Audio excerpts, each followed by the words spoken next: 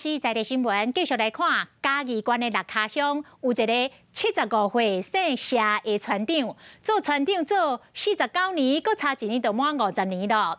村民拢真肯定伊服务的精神，伊嘛提过袂少特优村长的表扬。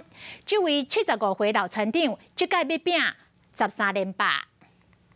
路边有空，村长接到消息，随赶到现场去看，将村民的大小代志当作是家己的代志。为民国62年就任到即马，帮山村长谢英斌办公室有真侪相片记录伊捌得到的表扬，也有前县长所送的牌匾，这拢是对伊几十年来服务的肯定。服务精神很好，也很不懒啊。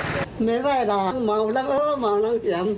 搁差一档的任期就满50年啊！嘉义县六卡乡邦山村10摆拢是公野选举，拢是一个人参选。遮侪档也毋是讲大家无相捌，若要搁认同咱的，咱就继续，无就刷。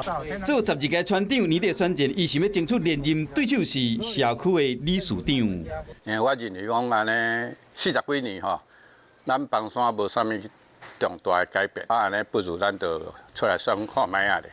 邦山村有600外村民，即摆村里长的选举，社区理事长要挑战现任的村长，老村长要拼连任第13届。伊讲平常心看待，伊的拍拼，村民拢看会到，顺其自然就好。我是吴依璇，想要跟我一起看新闻吗？现在就打开华视的 YouTube 频道，按下订阅，还要开启小铃铛哦。